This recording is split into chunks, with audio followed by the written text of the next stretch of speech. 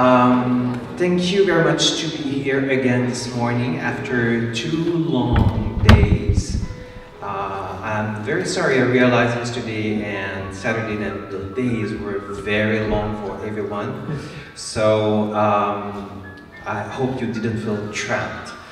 But I think we had amazing presentations and workshops, and we had a very good contribution.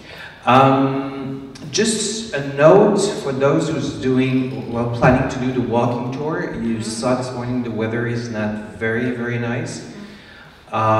So if you decide to not go, it's fine. If you decide still to go, it's fine. So you have just to tell me during the lunchtime, and I will say to Robert if you want to go or not. We are supposed to have just a light rain, so it's supposed not too bad, but it's windy. So when it's windy, I realize it can be difficult. But you can decide later if you want to go to the walking tour or not. So this morning I would like to welcome our Dean, Carmen Bernier, just to say a little word. Thank you, Francis. My first word is to welcome you in Laval University, Quebec City. My second word is to thank our amazing leader in this great research project. My name is Francis. Francis is also an amazing colleague, and we highly appreciate all this work as an example for academic world, and welcome people from all around the world working in innovation, learning music. You know, is everything, is everywhere, so this is why we are here every day. So many thanks to all of you, and I hope you have a great day. Et bien sûr, je vous rassure, il n'y a que de la pluie prévue, pas de neige à Québec. So welcome everybody, thank you very much, and Francis, have a lot of success with all your projects and all your friends. Thank you. Thank you very much. Okay. Charlotte cannot be here this morning. She's in Morocco and she was not able to be in 2 places at the same time. So she sent us a short video of 25 minutes explaining her experience about network. And she worked for Future Play. She was manager of Play Futures, which is a network developed by Lego Foundation. Regarding learning through play. So she has a lot of experience about it, so I think she can give us very good advice about how we could build a network together. I will start with music.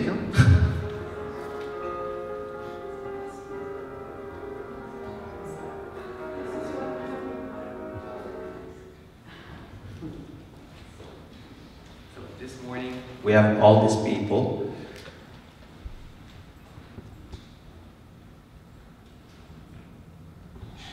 Good morning, everyone. My name is Charlotte Leder, and today I'm very happy to be with you to share some recommendations on how to design, operate, and engage a successful international network. So, a little bit of background. I'm a doctor in industrial engineering, have about 15 years experience in managing innovation program, digital transformation, and engagement strategy. I'm the mom of 2 kids.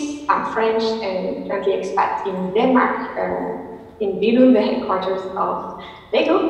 And I'm very passionate about connecting and empowering people to bring innovation to life. And I've been working for several companies like Accenture, GroupStep, or the Lego Foundation. So my key experiences in innovation community. First, I manage the innovation community of GroupStep with 1,300 members, researchers, designers, project developers, and the idea was to accelerate innovation by sharing some innovation methods and tools, and also supporting digital collaboration. I was then a Play Future manager at the Lego Foundation, where I engage external innovation community, so 1,600 members, on the topic of learning through play in education and pedagogy. And more recently, I've been involved in the community Educate for Life, as I founded WOMAP, an initiative aiming at economically empowering women in rural villages in Morocco through disruptive technology and education. So my key experience in innovation community, I've been managing several communities. First, the innovation community of Brookset. It was with 1,000 friendly members, researchers, designers, marketers, and the key challenge was to accelerate innovation through new innovation methods and tools, and also the use of digital, like internal social network. Then I was play feature manager for the LEGO Foundation, and here the idea was to imagine a world where play and learning would go together, and I was supporting 1,600 members on the network. And currently I'm part of Educate for Life, which is a community aiming at imagining the future of education, and I founded WOMAP, which is an initiative aiming at empowering women through education, economically empowering women through education and disruptive technology. So today, what is our playground? You are attending, and I'm sure it's an amazing physical seminar on learning music through play. And my role is to help you to think back how it could look like if you would like to launch a community on learning to play right after this physical meeting. So the agenda I'm proposing you, first we will talk a little bit about learning music through play, and then I will give you some key recommendations to launch your community if you would like to. So first, I wanted to introduce the topic with my own experience of learning music. I touched base few instruments like the piano, for example. It was an amazing experience because I was on my initiative and because I was so inspired by my grandma playing piano. And it was a super nice experience. She was teaching me in a scaffolding way, so it was easy for me to learn step by step. It was fun, we were laughing. I was really feeling super happy to have this experience. From that experience, my mom thought like I should learn a bit more formally music, to be able to read music on the paper, and she registered me to courses where actually it was horrible for me because it was so, you know, so not playful, and I was never doing my exercise and homework, and I was always late on what I was supposed to do, and I really didn't like that.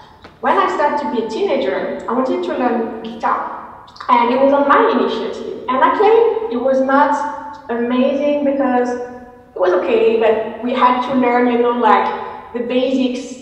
Instead, was I wanted to learn my favorite songs of my favorite singers. So actually, it was a bit boring for me because, and I gave it after 2 years because I was feeling like I want to play the music I love, not like this very boring song. So just to let you know that according to, even if it's one on your initiatives, sometimes it can be amazing, sometimes it can be more difficult. And now actually I have a new challenge because my little one wants to learn guitar. Of course, she wanted a pink guitar. And I will be able to teach her music through play or connect her with amazing teachers that will have this ability. So, how to apply learning through play to music? Actually, the first time I had this question in mind, I'm happy to give some insights for this conference. So first of all, I'm sure in the conference there's a lot of experts on the topic. What I can share with you is my knowledge of learning through play. Some great sources of inspiration I recommend you. First, you could have a look at the book of Mitch Resnick, Lifelong Kindergarten, where he's really supporting adults to get the best lessons from kindergarten on how to have really like a creative thinking skills approach. And he encouraged to use the 4 Ps, which are play, passion, peers, and project. And when you try to apply all that together, usually you can really have a super great learning experience. Another nice source of inspiration is the leaflet from the LEGO Foundation called What We Mean by Learning Through Play. And here, what is interesting, they give reviews, they share some characteristics of what is a learning through play experience. And you can go through that and then reimagine how you could have and how you could provide them more learning through play experience. If I try to do the exercise with the characteristics, usually it's meaningful, joyful, socially interactive, actively engaging, and iterative. Meaningful, it means when the child is coming, try to relate to something that the child already knows or is passionate about. For example, what is your favorite singer or your favorite song? Or why are you coming here? Why do you want to learn music? Is it to please someone you really love, like your parents or whatever? And it's good to know all this context to make the experience more meaningful.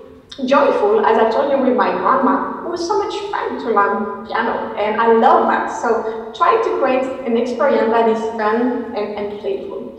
Socially interactive, it means how to create some interaction. It can be with the teacher, with the parents, with other kids through peer-to-peer learning, which by the way is an amazing way to learn in super great conditions. And maybe you can create like a specific music show where they will have to play together, or maybe you can involve the child in a project to have more peer-to-peer interaction. It needs to be actively engaging. It means when the child is playing music, time should fly. They should lose the notion of time because they are so actively engaged, they have so much fun that they forget about that. And the child should be the actor of his or her own learning. And iterative, because play and learning is something where you test, you learn, and you do it again. So there is this notion of progress. Start with simple thing where the child can feel like they master it and go in a scaffolding way, and try to bring this iterative process to learn step by step. So if I sum up learning music through play, try to think about something meaningful, joyful, socially interactive, actively engaging, and iterative. So now, what are the winning options if you would like to launch a network from your seminar and move to the community? So the first recommendation I will tell you is to define your why. It means, why do you really want to launch this community? And you need to spend some time, and a great TED Talk you can have a look at is the one of Simon Sinek, that really encourages everyone to ask themselves this question, because sometimes people want to do things without really to precising the why. And another interesting book is the one from Salim Ismail on exponential organizations, where I encourage people and organizations to define their MTP, which is their massive transformative purpose, where here the idea is to think about what is the impact you want to have. And he's giving some example like TikTok that wants to have ideas worth spreading, or Google that want to organize the world's information. So try to think about your MTP. It will help you through all the decisions you will need to make when you will design and implement your community. Then you will need to gather a core group of volunteers, because you cannot work with, imagining your community is like 100 people, it's difficult to work with all the people. So try to identify a core group of people willing to move forward with a positive mindset, a lot of ideas, and then you will be happy to play with them, to play and work with them. For example, for Play Futures, the initiative I was leading at the Lego Foundation, to launch it, there was a 12-member advisory group that started to work on what could be Play Future, what could be the vision, what is the impact they would like to achieve, before to really open the website and the community. And start also to identify who could be your key members and why they would be interested to join. So it means when you will need to recruit your members, you should be able to pitch your community with your unique value proposal, like what would be a good reason for them to join, what will be so special about your community. Then you will need to select a platform. So we are living in an internet world where everything is available and almost free, so there are tons of tools on the market. Maybe you could use a Facebook group, maybe you could start by launching just a WhatsApp group. You have Twitter, Slack, Yammer, Asana, Mighty Network, and much more.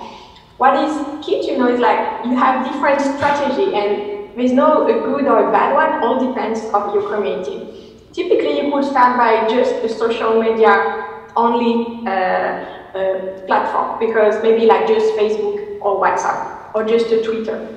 Okay, just to see like what is the appetite of your member and how it would look like. Or you could decide to have a platform like we have for Play Future, but you also need to engage on social media, because most of the people, it's difficult usually to engage on just a platform. So try to see if maybe you could have a perfect mix to do that. The key recommendation for you, you need to be where your users are. So if all your users love to use Facebook, go on Facebook. If they are more than other tool, just use what they really want.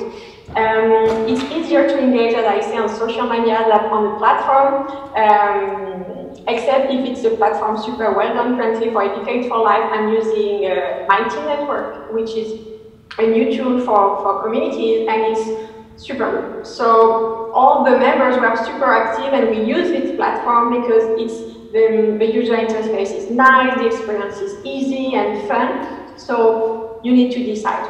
But typically the basic functionality you may need, so it's important for a member to see who are the other members. Because sometimes you will join a community because you know someone, or you would be happy to work with someone. It's good to be able to see the key events, because the community, it's a lot about some meetings, some conf calls, some way to gather together.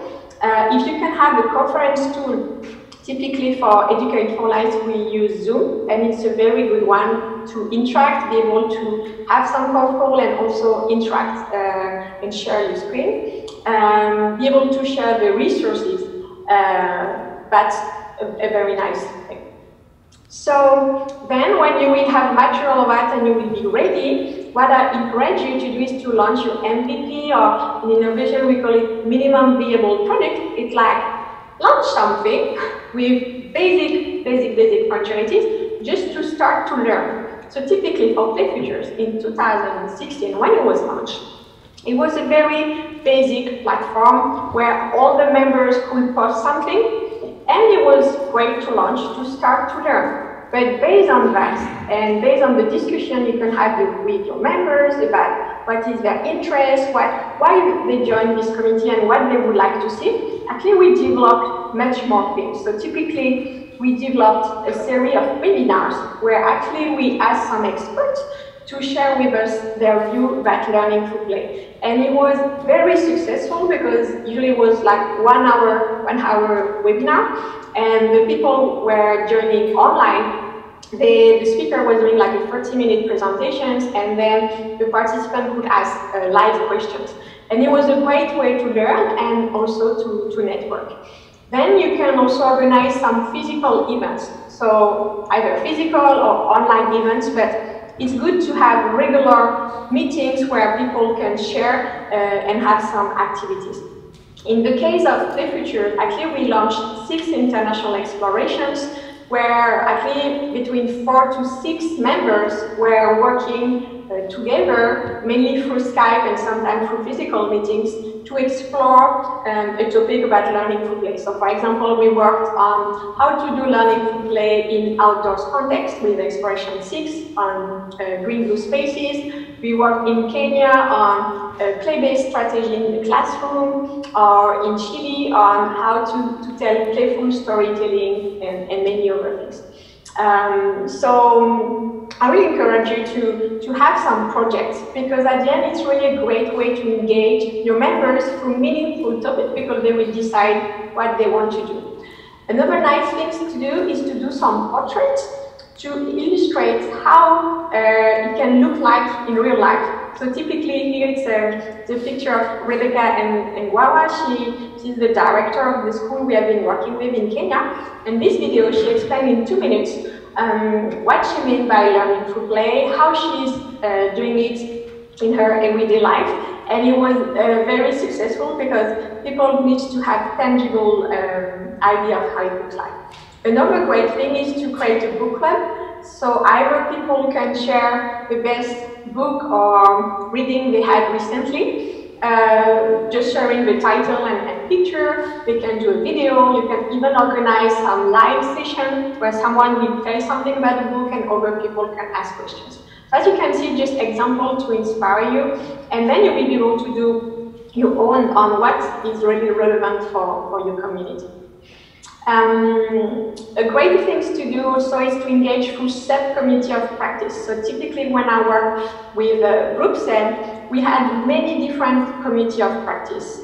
Some of them, and it was the one that worked the best, were in project one. So we were doing some innovation project, and it's where the engagement was the highest because everyone was coming in the community in the morning to see what were the tasks, what were the last update on the project or the prototype. Then you can launch some community on know-how. So in case of GroupSed, there was, for example, a community on mock-up and prototyping with all the experts of the group. And they were changing on know-how, techniques, materials. So in your case, maybe you can start to think what could be some good know-how communities for music through play and learning music through play. Some discipline like development, project manager, maybe in your case you could have, I don't know, like a music teacher, a game designer, or something like that to be defined, but you could have by discipline because it's also key to be able to interact with people that have the same job or same expertise as you. And we also had some transversal topics, so to be defined for your community. But in the case of GroupSed, we had a topic on water, and we had all the experts, the one that were working on the water for coffee machine, the one that were working for different projects, and it was very interesting to share the thing. And all of that, it's also good to do with communities, but then you can also couple that with innovation forum or innovation days, where actually the key thing is that when people meet you, this is where innovation happens and where they really share. So think about the great mix between online and physical meetings. As you will be an international community, maybe you could say, okay, for people that live super close by, let's try to meet, I don't know, once a quarter because we are living next to each other, and let's to make sure that once a year we have this big physical seminar where people from all around the world can meet. So it's key to also have these physical meetings. Another example is to engage through concrete projects. So here it's a screenshot of the community I'm involved in called Educate for Life, to imagine the future of education. And here what is super interesting, we are doing a 12-week sprint. And as you can see in the middle, there are several groups that were launched. Adult lifelong learning, warm-up, the project I'm working, entrepreneurship in higher education. And I highly recommend you to also launch some project for your community, because then we start to be more meaningful for the people to be part of a specific project, because they will need to share, to learn, to interact, and it's super dynamic. And just as an example, for this case, so I'm using the platform Educate for Life for the project I'm working with, and also to be in touch with all of the members of this committee. But we also use WhatsApp as a more informal way to be in touch with the team I'm leading, so we are 4 people. And we also use Trello, which is more a task management board, where actually we just share like what is our to-do, what is in progress, what is done, and what are the key meetings or presentations we need to work on. Another example of engaging through concrete project is the 6 exploration I led at Play Futures. So here at Play Futures we launched an open innovation challenge asking the members what would you like to explore, what are the topics that really matters to you on learning to play. And we received a bunch of ideas, and then we decided to launch 6 international explorations. So it lasts about 1.5 years. And now I'm happy to share with you at least the results of the exploration. So we have been collaborating online, sometimes traveling also with some of the members. So in Kenya, on play-based strategy in the classroom, in Chile, on playful storytelling in public libraries, in Belize, on green-blue spaces where play and learning are natural, and also in Philadelphia, US, creating a playful wall. A play wall and building a community around that, where we were asking the people when you were a child, what was the best play, what was your best way to play, what is your best play memory. So all of that to tell you that at the end it's great to produce something with your team. In this case, as you can see, there's a link where you can access what has been produced. But really, I encourage you to have some concrete project. It's the best way to really activate the network, optimize the learning and the engagement of your members. When all of that started to launch, you will also need to promote your community.